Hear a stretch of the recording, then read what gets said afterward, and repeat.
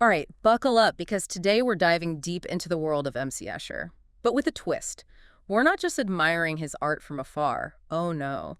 We're talking about bringing Escher into our homes as wallpaper. Wallpaper, that's a canvas you don't often associate with Escher's mind-bending work. Exactly. So you're looking to add some Escher flair to your space, and I've got just the resource for you. We're taking a deep dive into, well, it's a company called Designer Wall Coverings and Fabrics. They have a whole website dedicated to Escher-inspired wallpaper. I mean, who wouldn't want relativity gracing their living room? Hmm.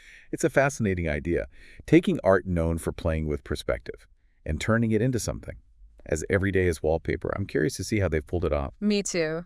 But before we get lost in a world of tessellated wallpaper, I think a little background on the man himself is in order. Refresh my memory. What are the key things our listeners should know about Escher's work? Well, MC Escher.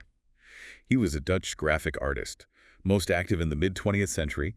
He's most famous for his mathematically inspired pieces, the ones that explore perspective, tessellations, and impossible objects. You've probably seen Ascending and Descending, the one where those monks are endlessly climbing a staircase that leads nowhere, or Waterfall, where the water seems to flow uphill. Classic Escher. It's like he found a way to break the rules of reality, but with such mathematical precision, which makes me think, those tessellations he's so famous for, they seem almost designed for wallpaper. You're absolutely right. A tessellation. It's a pattern of shapes that fit together perfectly, without any gaps or overlaps. Think of it like a mosaic.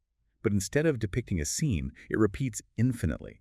And Escher took this idea to a whole new level, using recognizable figures like birds, lizards, even knights on horseback, to create these incredibly complex and visually captivating patterns. So it's not just geometry for geometry's sake.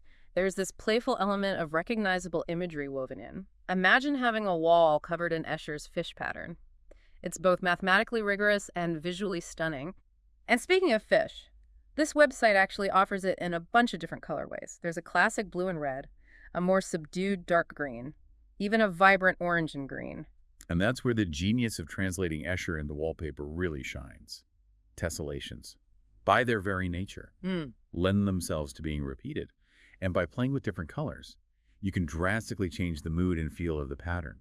The website also features Horseman, another popular tessellation, with options ranging from beige to a bold black and white, and even a dramatic dark golden blue. Whoa, dark gold and blue. That's a statement wall if I've ever heard one. It's interesting how each colorway changes the personality of the pattern. Like Wait, that dark gold and blue horseman feels very grand and imposing, whereas the beige version is probably more subtle and calming. Precisely. And it highlights the fact that this isn't just slapping Escher on a wall. There's a real art to choosing the right pattern and colorway to create the desired atmosphere in a room. Now, for those who prefer something a bit more understated, they also have little scales, which uses a more delicate, almost fish scale-like pattern. And again, they offer it in a variety of colors, from aqua jade to dark blue and pink. so you've got options. Whether you want a bold statement piece or something more subtle and refined, this is making me think about my own walls. But before I redecorate, let's move beyond the tessellations for a moment. Escher is also known for those impossible objects, You're right. the ones that seem to defy the laws of physics. Do they have wallpaper options for those too? Well, they absolutely do. And they haven't shied away from some of the most iconic ones, drawing hands, where the hands are drawing each other into existence. It's available as a 5-panel set. I can't even imagine the conversations that would start having that on my wall. That's the one that always makes me wonder. If you stared at it long enough, would you start to question which hand came first? It's a brilliant visual representation of recursion, the idea of something repeating itself within itself. Escher was playing with ideas that mathematicians and philosophers have grappled with for centuries. You know, you're right. It's more than just a cool image. It's a concept that gets under your skin, makes you think about cause and effect, beginnings and endings. But maybe that's a bit heavy for wallpaper, especially a 5-panel set. What about some of the other impossible objects? They also offer Cube, which comes in a few different color schemes, and Little Sphere, which they've got in a surprisingly cheerful aqua jade, a light beige, and even a mustard yellow. So that's fascinating to see how these designs, which are essentially visual paradoxes, translate into a domestic setting. Mustard yellow little sphere. That's a bold choice. It does make you wonder about the psychological impact of living with these images day in and day out. Do you think it would warp your perception of reality? Or just make you appreciate the beauty of a straight line more? Huh. That's a great question. I think it would depend on the individual.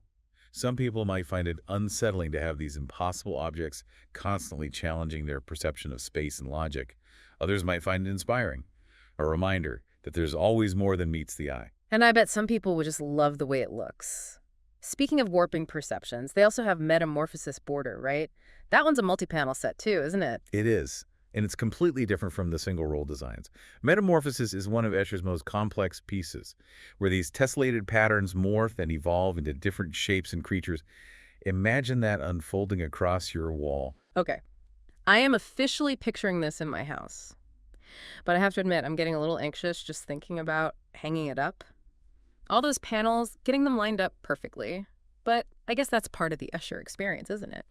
Embracing the challenge, pushing the boundaries. Speaking of pushing boundaries, my budget is starting to sweat a little. Does the website mention pricing for these masterpieces? Sadly, it doesn't. They do mention a trade account option for interior designers, so maybe there's some special pricing there. But for us, regular folks, we'd have to reach out for a quote. And, Well, part of me wonders if that adds to the mystique. Like, these pieces are so extraordinary, you have to go on a quest just to find out their price. I like that. Treasure hunt for Escher wallpaper.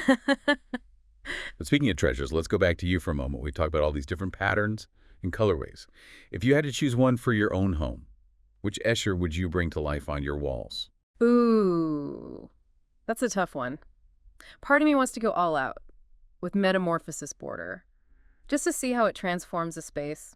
But honestly, I think I'd start a little smaller, maybe with little scales. In the aqua jade color, it's calming, yet still has that Escher intricacy. What about you? Which one speaks to your design sensibilities? You know, I was initially drawn to the complexity of drawing hands, but I think I'd actually go with Little Cube in that dark blue and gold. Yeah. It's intricate without being overwhelming, and I think it would add a touch of intellectual whimsy to my study. It's a subtle conversation starter. Ooh, I can see it now. People come in, notice the pattern, and then you get to launch into a whole spiel about Escher's genius. But, beyond the specific patterns, what really intrigues me is this idea of living with Escher's work every day. Do you think it would subtly shift how you see the world? Like, start noticing more patterns, more paradoxes, more beauty in the everyday? That's a really interesting question. And I honestly don't know the answer, but that's what I find so compelling about Escher's work, even in the form of wallpaper.